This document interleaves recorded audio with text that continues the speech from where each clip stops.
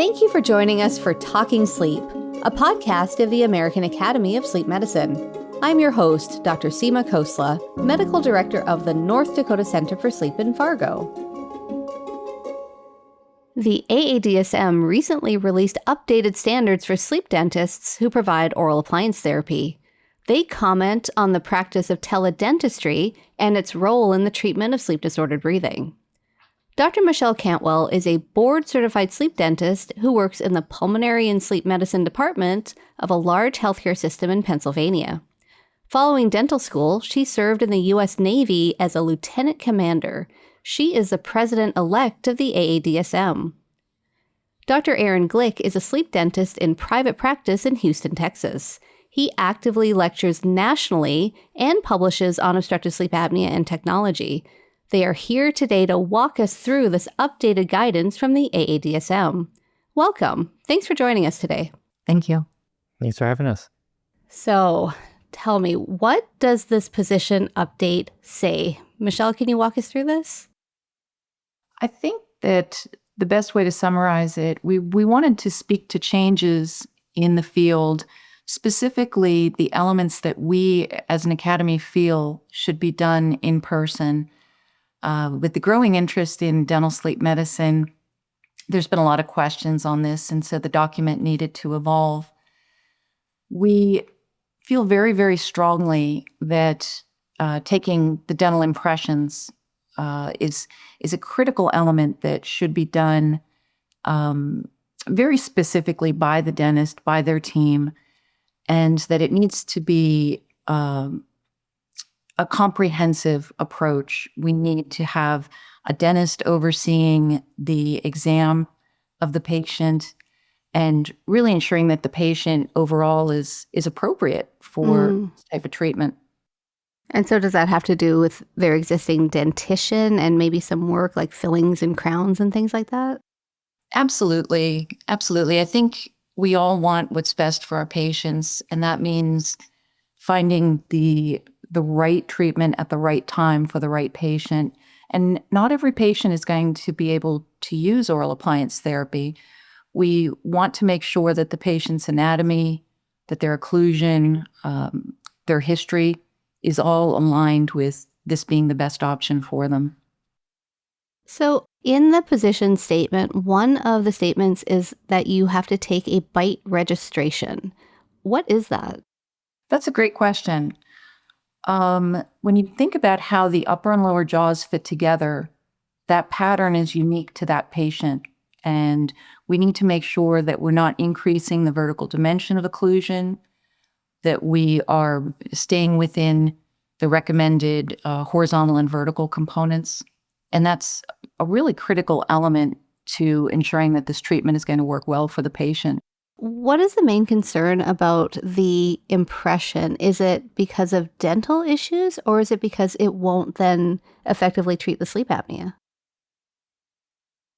Do you mean in the way that the impression is done, or? Well, even just the idea of creating an updated statement. So my understanding is with teledentistry that they would send home a kit that patients would make an imprint at home and then send back. Yes, that has been something that we've been seeing on the horizon. And if you'll bear with me, I want you to imagine for a second that you're a tailor and you were just asked to make a custom suit. But instead of someone giving you precise measurements, somebody hands you a blurry, stretched out photo of a person wearing baggy pants. You can't see the image or the size. And so to be safe, you just decide you have to make it a little bit bigger so it probably fits. And that's kind of what happens when we ask a patient to make an impression. The lab is then forced to try to make it fit.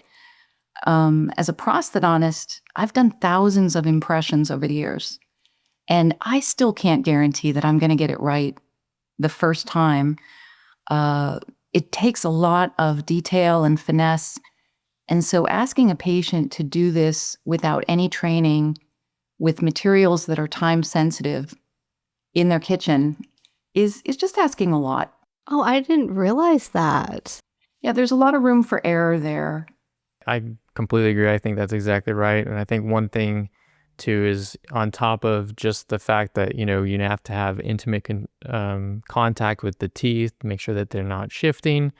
Another part of this is, when you get one of these at-home kits, you don't necessarily have the other aspects of like the full patient's records that I think, kind of like, for instance, like x-rays, right? So you can see the teeth and what's there, but, what's holding in the teeth is the bone.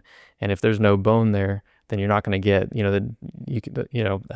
teeth can start shifting, or you can actually even, some of those teeth can be lost. So it's more than just the impression and the sleep study then.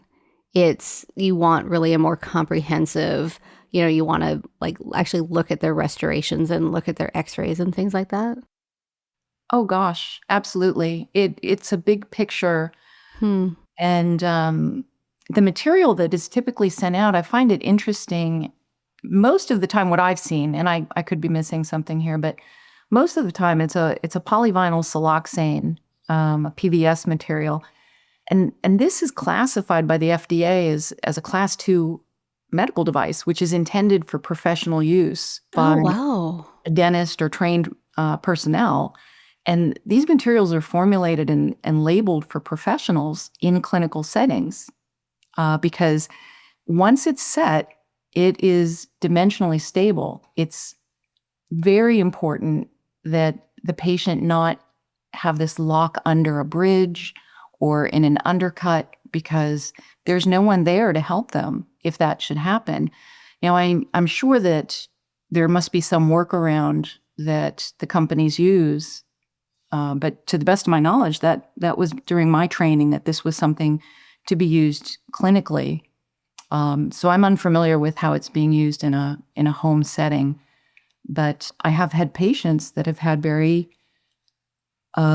troubling experiences with it. And that's part of why I wanted to have this conversation today.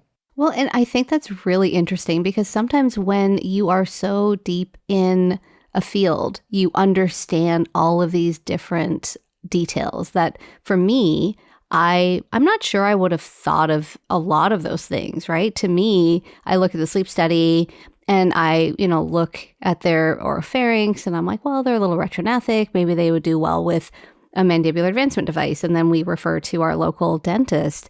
And I guess, the notes that we get back always have a lot of, dental stuff in them.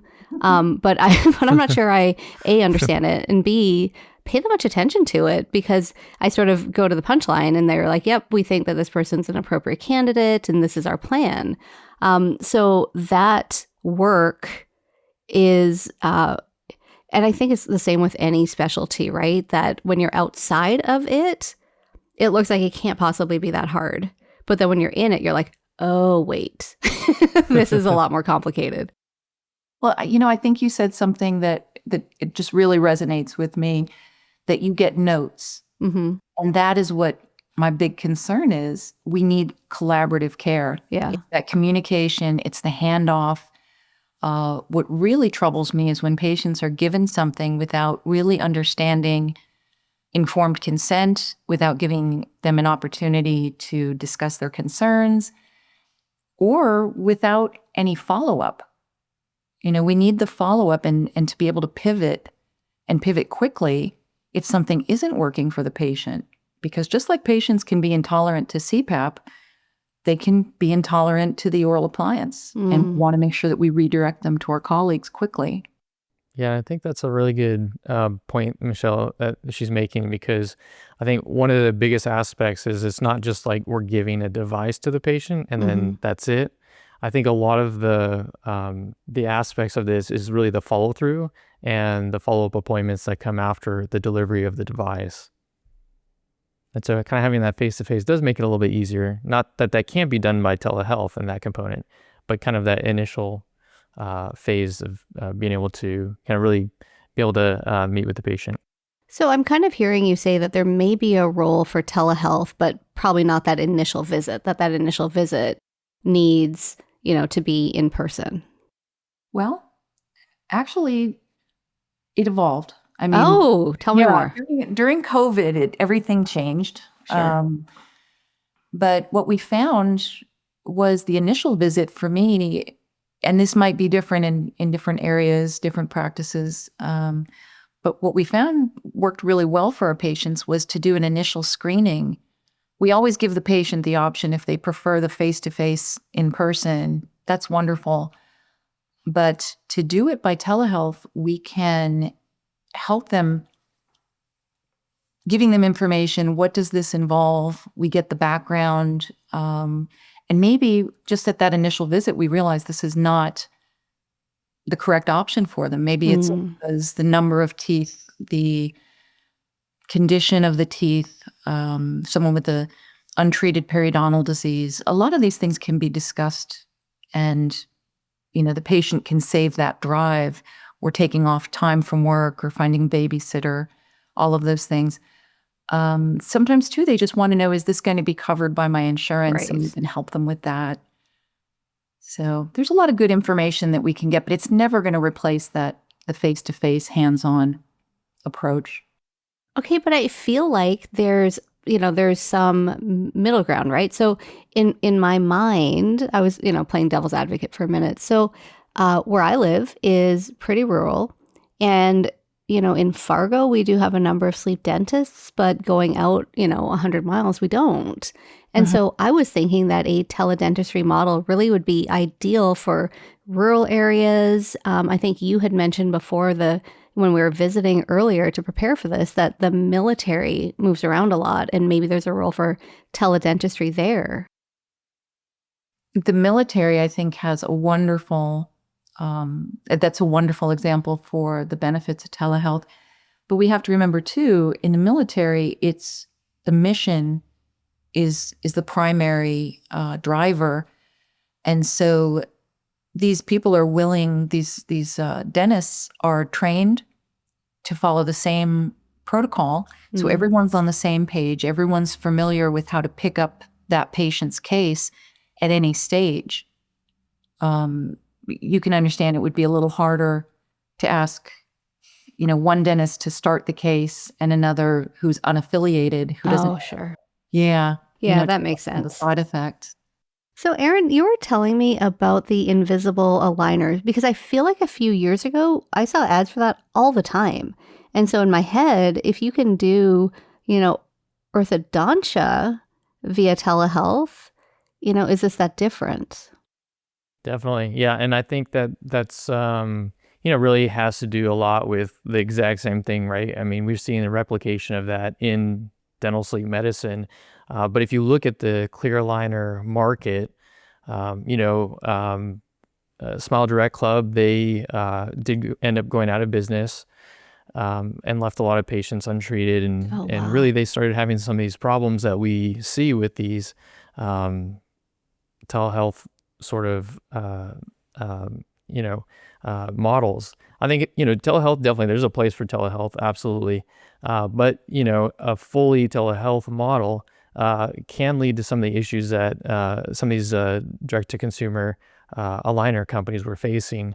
For instance, another company, Byte, in 2021, they had a bunch of claims against them from FDA. Oh, wow. And so they were starting to realize there were some injuries associated with these dental aligners, and then they did end up stopping production on that, and then later, they have a device recall now out, and I think that's active currently. Oh, for the invisible aligners? Yeah. Oh, So wow. it was a at-home aligner kit. Oh, so maybe lessons to be learned for us. Yeah, and I think that's because it's, at least from what I've seen, this completely at home type of market has been somewhat new to the dental sleep medicine field, but it's definitely not new to dentistry in general. Okay. And so I completely agree. I think kind of taking some lessons there, and helping prevent some of these things from happening in the same way. So let's take a short break, and when we come back, we'll talk more about the updated AADSM guidance on oral appliance therapy. You're listening to Talking Sleep from the American Academy of Sleep Medicine. Prepare for the future of sleep medicine at Sleep Medicine Disruptors 2025, November 14th through 15th. This hybrid course will provide a unique and virtual learning experience exploring the disruptive innovations altering the healthcare and sleep medicine landscape.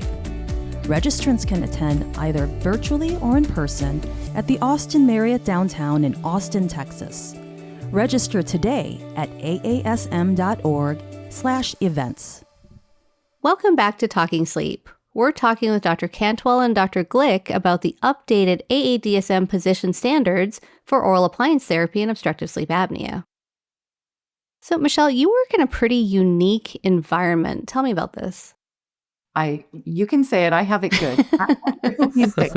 I love my job, and I do have a very unique environment. I first started out with the military, moved to private practice, and then I merged my practice into a healthcare system. And I have the benefit of working for a pulmonary and sleep medicine department for WellSpan.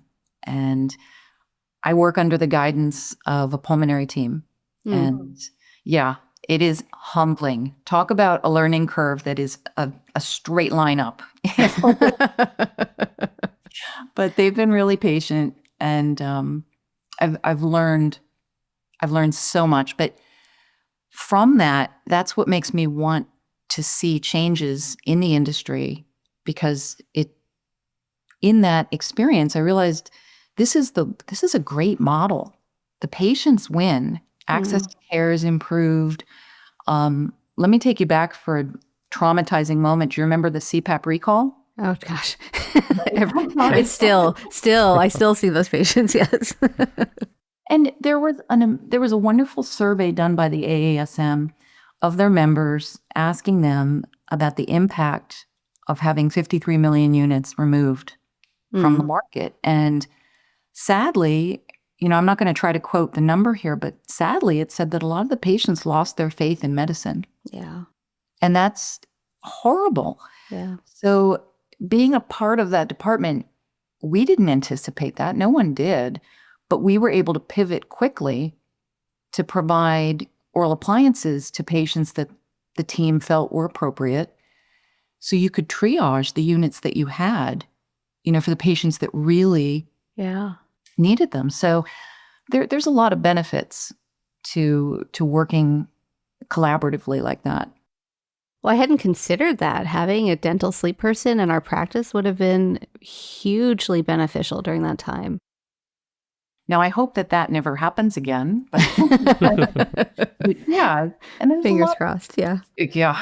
But there's a lot of benefits. It's what makes me feel very satisfied is when we have someone who would clearly benefit from collaborative care, from a combination of using an oral appliance and a CPAP.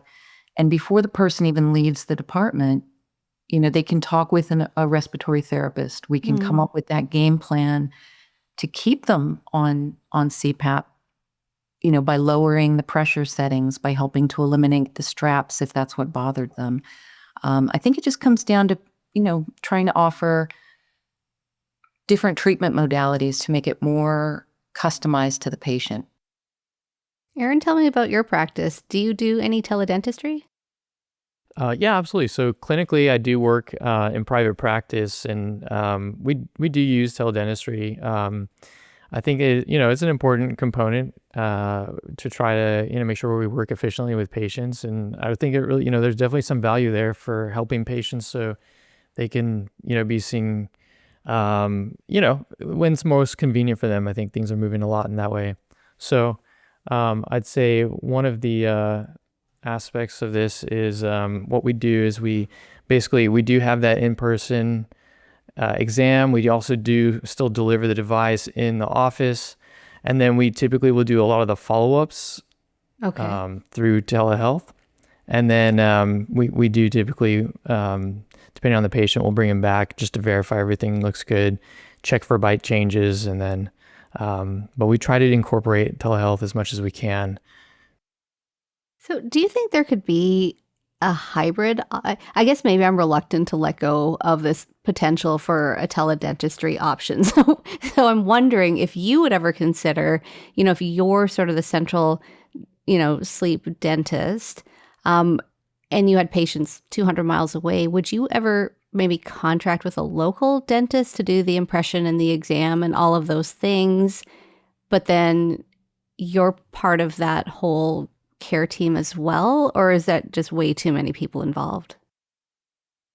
I think that it's exciting to be able to talk about the different potential models. I think obviously the important thing, that the AADSM standards for practice, I think that really outlines a lot of like really good core things that we need to think about. But I also think that there's a lot of room for innovation within that still as well. So I think they can coexist for sure. And I think that is an interesting model that you could see doing. Obviously you think about some of the things that, obviously you have to be trained well, everything like that. But, if everyone's trained well, it sounds like you're talking about like a hub and spoke model for teledentistry. I mean, I think that can work very well. And actually I've seen the University of Texas and some other universities do something like that, where you have the specialist as the hub, and then other dentists that are very experienced yet maybe don't have that specialized knowledge, then to be able to be able to treat more patients, and especially in those rural areas. I think that's a really good benefit to some of those patients. And then also being, like you guys were talking about before with the collaborative care, I think that's just like such a wonderful thing. And also very excited to be here with you, because I think that just speaks to how important collaborative care is. And so if you can get a member of the team who maybe can't go out there but still wants to be a part of your team, or still wants to have that knowledge, I think that's wonderful. If more dentists can even be part of that medical model as even if they're remote. So, in on the medicine side, we talk a lot about sort of supervision of nurse practitioners, PAs, residents, fellows, and all of those things. And during the pandemic, and even before that, there was this discussion of, are you able to remotely supervise someone via telehealth? Is that something that in the dental world, does that ever exist, where you do have that local dentist who maybe isn't boarded in dental sleep, but then is supervised through that sort of central hub? Does that ever happen? I'm not aware of anything like that. Now, there are in certain states, there are, I'm going to blank on the name here. I think it's like, they're not dental technicians, but there is some other category where they are able to do simple fillings and anesthetic remotely without the supervision of a dentist. But was really intended to be for rural care and access to care. Although I think if you look at the literature, and I'll have to look this up, I don't know that necessarily ended up becoming the case, but definitely there are definitely states where they do have that ability for some of those. I think it's a 2-year program. Well, that is very cool. I've never heard of it, and I'm going to promptly Google this as soon as we're done, because I feel like living, or having a practice in North Dakota, that we would definitely benefit from something like that. Exactly, and I think it was really intended for places like that. Yeah, you're exactly right. And as part of teledentistry, really it does vary by state. And maybe it's the same with medicine, but the state laws are all different for how you can practice teledentistry. Like, for instance, in Texas, we're probably the most conservative for teledentistry, and back in 2021, so this was at COVID, we still, the state board said that we couldn't practice teledentistry. Oh wow! And so as part of that, I did end up testifying to get some legislative, passed for just for dentists to be able to do teledentistry. And so I think that, it's really dependent on the kind of local area that you're at. Wow, good for you. Good for you for testifying. That says a lot. Yeah. So, I mean, obviously I very much believe in teledentistry. So I think it's, really important. And I think there's a lot of value there, but I also, completely believe that, there's boundaries, right? So I think there's harm that could come. And if there's going to be harm, then there's, certain things that we want to make sure that we safeguard to make sure that that's not part of the teledentistry component. Well, and you taught me something about even just little things to know about those impressions that every single tooth has to be touched by the device. Yeah, absolutely. So, when you take an impression, it's, really important to get a good impression because what we're doing is you're having a patient use a device at night, which typically we're looking at on average, we want patients to be sleeping 7 hours per night. So you're having a patient wear some device for 7 hours. Well, that sounds a lot like, orthodontics and things like that. And if you have something that's forcing the teeth for 6 hours or more, you can start moving teeth. And it's when it's well done, we don't worry too much about it. But if you don't have a reciprocal force, meaning you don't have the tooth contacted on all surfaces, then that's when you can start to see that there can be some teeth shifting. So, if done by a normal dental practitioner that has education in this, really it's not a worry. It's not something we worry about. But when we look at, if it's not a good impression, then that's when we start to worry. So when we were preparing for this, Michelle, you also mentioned that the goal is to help patients, but also your dental colleagues. Tell me more about this.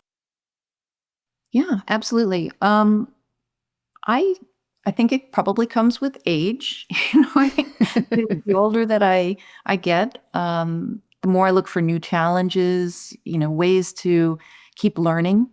And I found that dental sleep medicine has been really satisfying. It's been a great opportunity to learn new skills.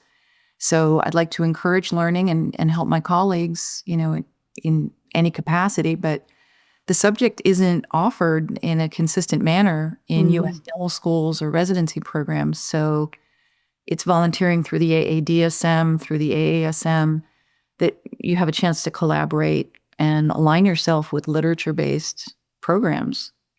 And you also mentioned the documentation and how important that was and that collaborative care.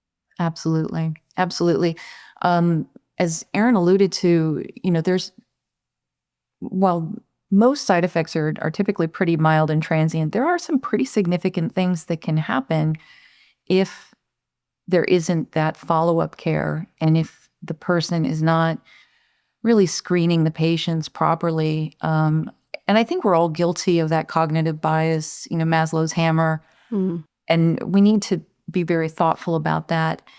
So the checks and balances that come with working with the team, there is no substitute for it. And you might be surprised that some of the harm that can come from this is not just in the impression being poor.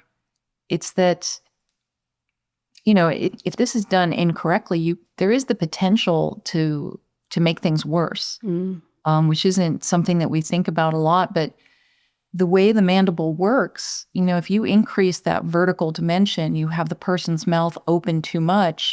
You think about what happens during a drug-induced sleep endoscopy. You can manipulate the mandible and see that you can change that obstruction. Translate that to using the wrong material on the wrong patient, making it too big.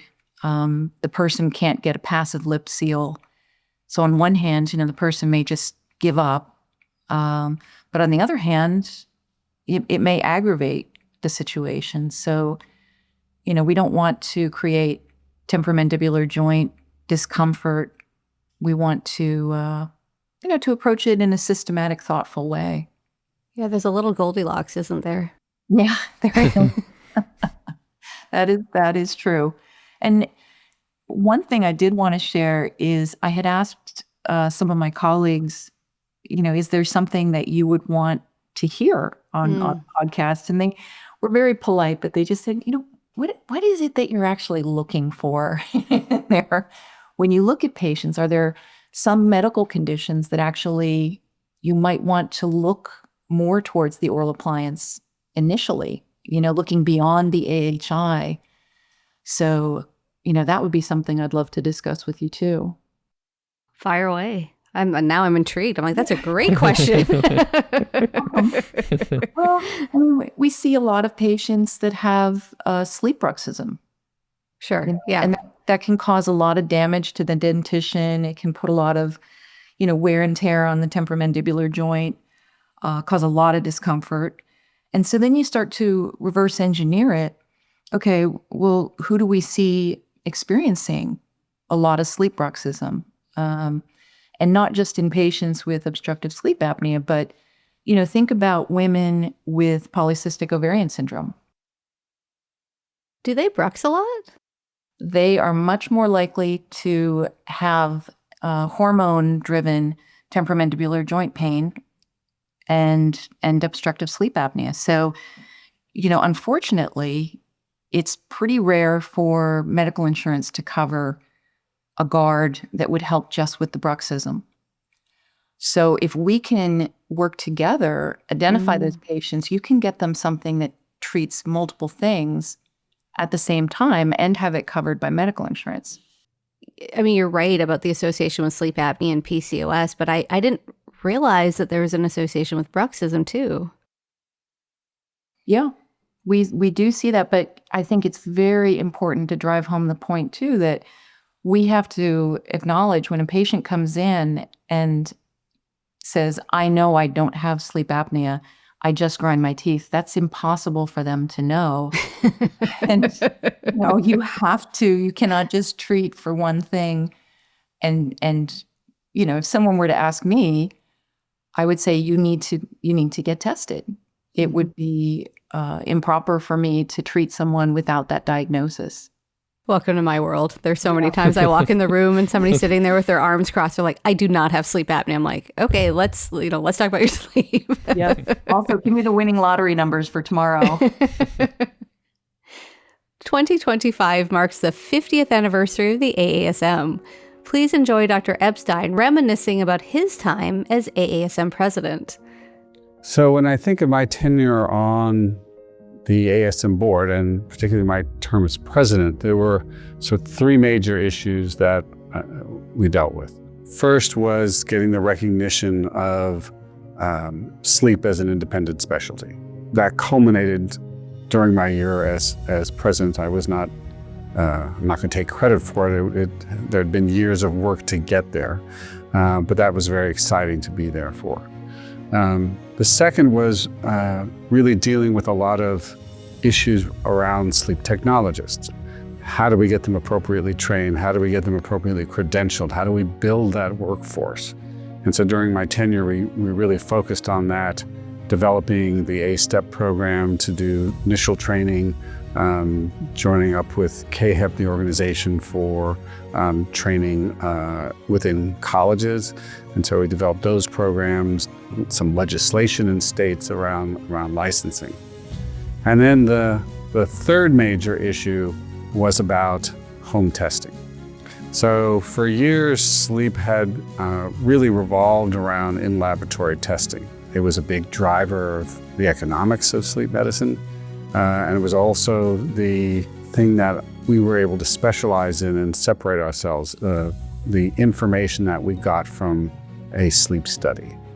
But technology advanced. Now back to our conversation. Okay, so you mentioned that your colleagues had questions about, what are you looking for with oral appliance therapy? I'm kind of curious, how do y'all get paid for this? Is this like a one and done for the device? Is there follow-up? How does that work? Yeah, that's a great question. So dentists, just like physicians can get paid for these dental devices. So there's two ways. One would be the normal E&M codes that you guys use. Another way, an additional way, would be the actual device. So this is a little bit different because it's a HCPCS code. Okay. So it's like a DME provider would use, and the code is E0486. And the code basically, in most instances I see, is basically a 3-month global period. So, you deliver the device, and that is, basically gives us enough time to titrate that device, make sure that jaw is in the proper position so it's optimally treating the sleep apnea as well as making sure it's in a comfortable position for the patient. Oh, so it's like the device plus, so that 3-month period. Exactly right. Yep. Okay. So, I came across something a few months ago where I think United is now saying that you need to have an oral appliance before you can be considered for Inspire. Are y'all seeing that in your area? We did see that, and then that decision was then, I believe it was reversed a few months later. So you raise a really important point, though, because during that period of time, we saw people, and I always want to assume good intent, Right. people trying to find a way to get an oral appliance done quickly as a trial for those that wanted to move forward or be considered for hypoglossal nerve stimulation. I have to stress that what we've been talking about, the custom oral appliances, are not to be confused with over-the-counter devices or devices that you can get in a small, medium, large. They're just completely different. And the information, the literature on them, the two are two totally different things. Yeah. So that was an issue that we saw briefly there where, again, I want to assume good intent. They wanted to move forward quickly, but it's really impossible to assess a patient using a small, medium, large thermoplastic material because they don't tend to be as retentive and they distort fairly easily because they're so temperature sensitive. I wouldn't have thought that would have counted in that algorithm. Well, it all changed so quickly that I think that there really weren't borders in place. Oh, okay. Yeah, That and the makes evidence sense. of them. Okay, that makes sense. So are there oral appliances that can provide adherence data?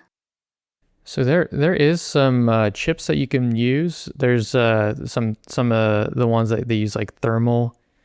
There's also some that will use some mandibular movement, and then some that are coming out soon here, I believe. That's going to have a pulse oximeter, so like Oh, no way. some SpO2 data on the from the lip. So we're starting to see a lot more different, I think, smart oral appliances come out. Ones that'll allow us to get a little bit more information and kind of be a little bit more like the traditional sense of kind of CPAP compliance, being able to see a little bit more information like you'd be able to see with the CPAPs. Okay, that's kind of fascinating because I remember something had come out that was temperature or something in the device, and then they were worried that people are just going to plunk them into like a glass of warm water before they went to bed. Yeah, and that's definitely. And so they've kind of come a little bit now. There's newer technologies, and so one of the, I guess, different features of an oral appliance. You're right. You could probably just put it in a cup of water here, but for CPAP, right, those are all non-custom, so you can, get the bed partner or someone else to, be wearing it. I think when I was first learning about this, people were saying, the truck drivers were driving, and then his wife right next to him driving is on the, has the CPAP, but these are custom made, so it wouldn't fit on anyone else, and so being able to get some of this, the two technologies together, plus having some more custom, you really, it kind of allows, especially for, those commercial driver license, to make sure they're using the device. Oh, that's a really good point, that they can't just get their bed partner to wear it or put it on the dog or something like that because they are custom to their dentition then. That's a really good point. Yeah, exactly. Yeah. So it's kind of, I guess, one nice aspect of having that custom part of it.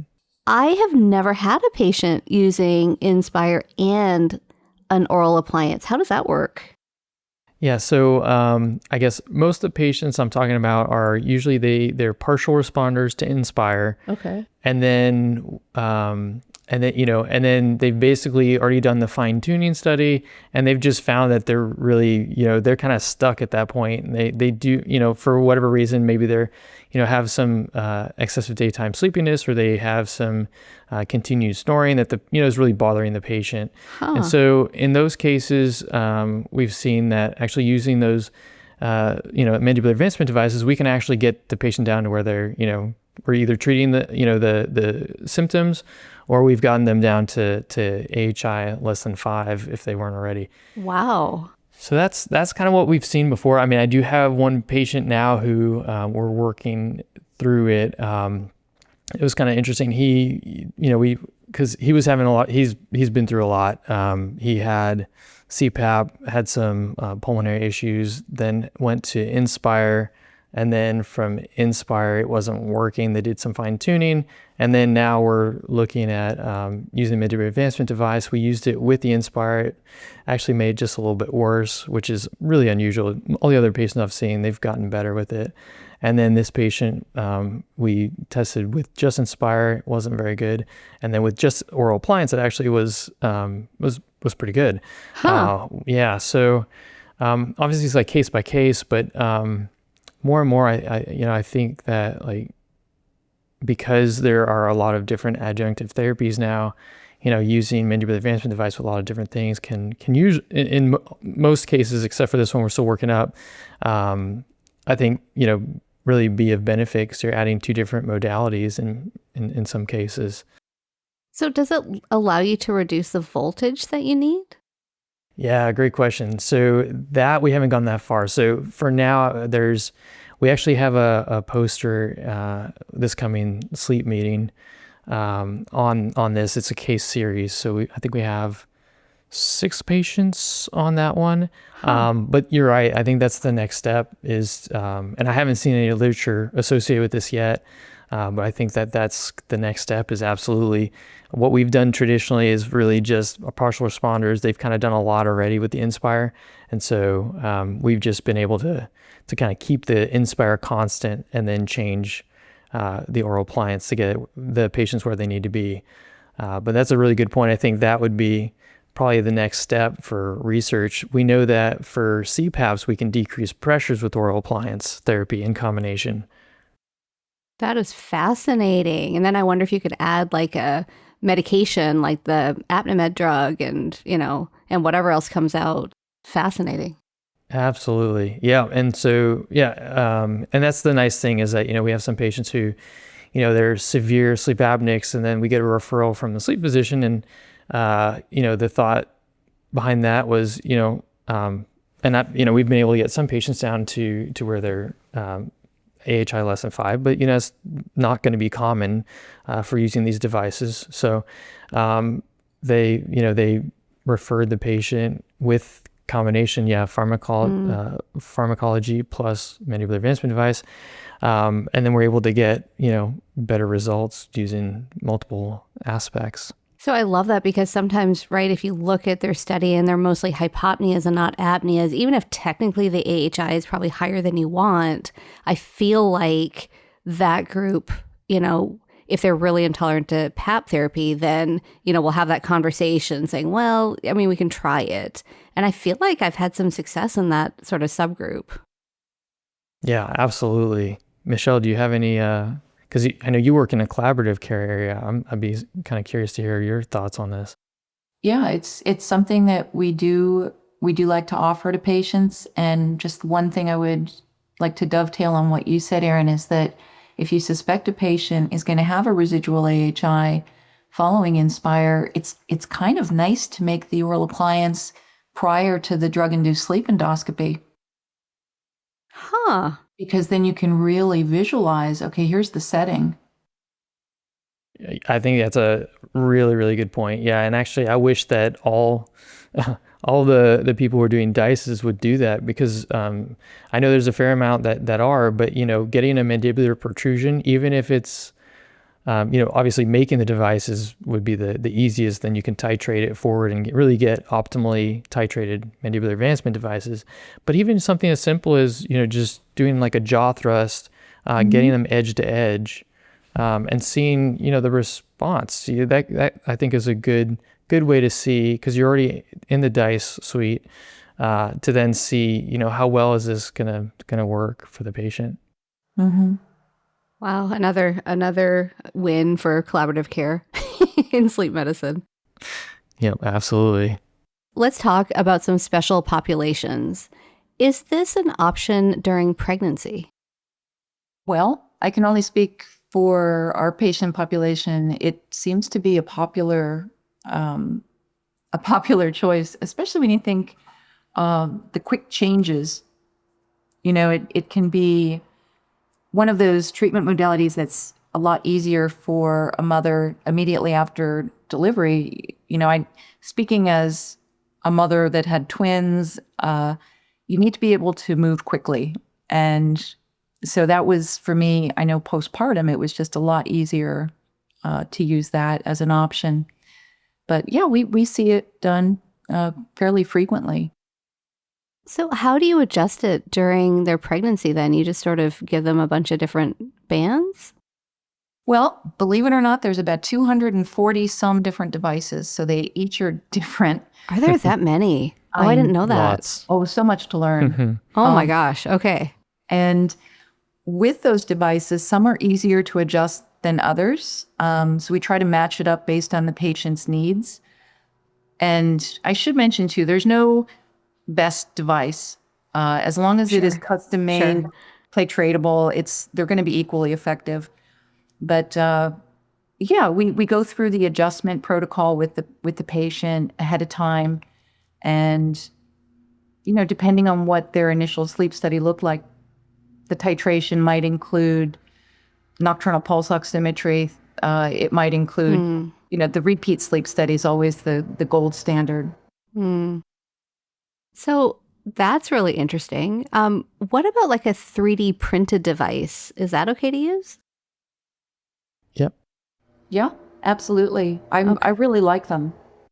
Okay. Yeah, they also have some other ones too. If you're kind of talking about the, making sure that you're doing something that's really timely, obviously they have a new one that came out that's now 3D printed, but they also have some other ones that you dentists can make right there in the office that are still FDA approved.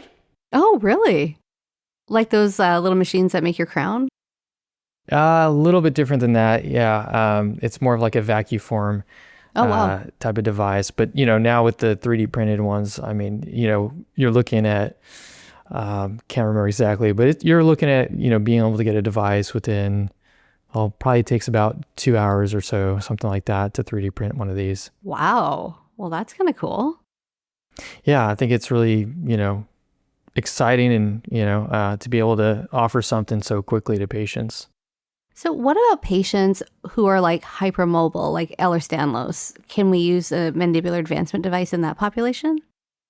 Yeah, that's actually something that I found to be very helpful. That was another special population that I think can really benefit from this, whether it's used alone or even in combination with the CPAP or BiPAP. I just had a patient in with this recently, and it wasn't, I couldn't make any promises. Obviously, every person is different, but they found the stability that it offered provided relief. And that is often one of the questions that we get. I have had a history of, some TMJ instability or discomfort. Is this even an option? So yeah, we use them. That's interesting, because that was my next question. Is TMJ a deal breaker?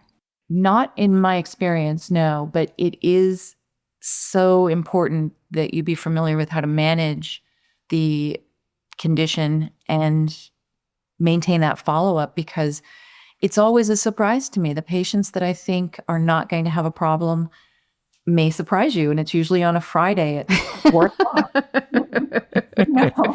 So, yeah, you have to be prepared for anything, and I think that is so important. But there was an article that I can circle back and gave the citation to that indicated that some patients actually see relief of TMJ-related issues after oral appliance use. So it's definitely not a contraindication. I have seen that in just a handful, and I didn't know if that was a fluke or if that was, reproducible. Interesting. Yeah, I think it all comes down to knowing how to set that initial position. Because the human body is just not a straight line, so if you look and watch your patient, how do they move? How does the upper and lower jaw line up? We're not dealing with car parts here. If they deviate, we need to represent that. If, their jaw is moving in a certain way, you want the device to mirror that and not try to correct it. So what are the absolute deal breakers then, Aaron? For oral appliance therapy, I mean, I've seen, I would have said, oh yeah, not having teeth could be a deal breaker, but then, there's definitely, we can do those devices without teeth. We do it somewhat like a denture would be, just straight on the gums, or sometimes patients have, no teeth at all. They just have a couple implants there, and then we can use those implants as anchorage to then do our devices. I'd say probably one thing that would be a deal breaker more so would be gum disease. So, the bone is what keeps the teeth in place. And so if that bone is not there, or if they're having a lot of very active disease, gum disease, that's when you want to start worrying. If they're having like some, because it's an active infection, and, placing a device on teeth that are becoming loose already can definitely be a problem. So a lot of things that you have to consider when you're taking that initial look. Yeah, and I think also maybe something that wasn't mentioned was, like you guys already said, like there's a lot of different devices, and each one, like there's a reason somewhat for all of them. At the end of the day, they do the same thing. But if you look at a patient's mouth, the way they move the jaw forward, how large is the tongue? There's a lot of things that you start thinking about the more you've done. And I think that could potentially be lost on something where, the tongue's not seen because, you don't take an impression of the tongue. So there's a lot of things that you miss maybe virtually that you probably would want to get the optimal care for the patient, so that it's more, because ultimately we want these to be comfortable. There's a reason why, they've many times come to us because maybe they didn't want CPAP. So, it's our job then to make sure that they get the best care and that they remain on a treatment, because a lot of times this is going to be like one of their last stops. And if they're like, oh, this, CPAP didn't work, now the dental device doesn't work, where does that put the field? So for us, I think it's really important that we are really giving high quality care to the patients. And a lot of times that's, there's a lot of nuances there that, are important. Yeah, I think one of the hard stops for me would be, recently placed dental implants, or, if there's prosthetics, any type of crown and bridge that isn't secure, because I made a promise my first week at the hospital that I didn't want to meet any of my colleagues in the bronchoscopy lab.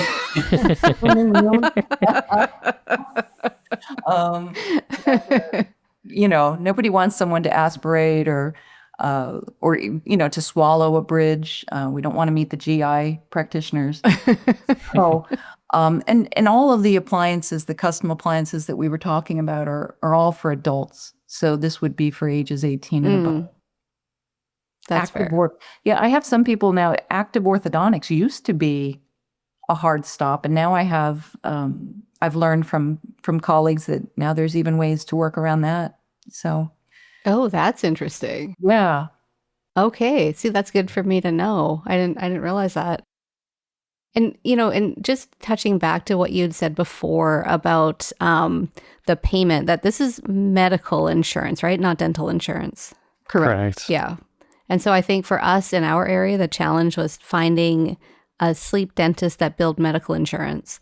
And I've had a few that started, and then they're like, how do you guys do this? This is crazy. And then they stop. But that was the hardest part for us. You're right. It is tough. I mean, unfortunately, insurance companies don't make it super easy, you know, because we're billing the HCPCS code, so we have to be a DME provider for them, and then we're also have to get enrolled as a provider, which many times they say, you know, with the dental degree, obviously it's not as easy to go through that process as if you had a MD or DO. So it definitely is challenging billing, but I think that there's definitely a lot of people out there throughout the nation that are billing medical insurance. So any take-home messages for us, Aaron?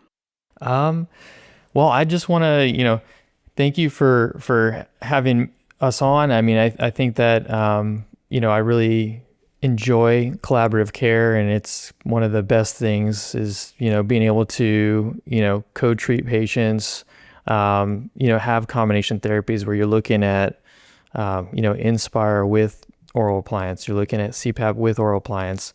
And it, I think it's really been wonderful to be in this field and be able to co-treat patients. That's really been fun. And so I just appreciate being on here and being open to the collaboration. Michelle, how about you? Oh, well said. I don't have anything to build. But thank you so much for having us on and for the opportunity to share something that I know both Aaron and I are very passionate about. Well, thank you both for joining us today and helping us to better understand the new AADSM guidance for oral appliance therapy. Thanks for listening to Talking Sleep, brought to you by the American Academy of Sleep Medicine. For more podcast episodes, please visit our website at aasm.org. You can also subscribe through your favorite podcast service. And if you enjoyed this episode, please take a moment to leave a rating or review. For more feedback or suggestions, email us at podcast@aasm.org. I hope you'll join us again for more Talking Sleep. Until next time, this is Seema Khosla, encouraging you to sleep well so you can live well.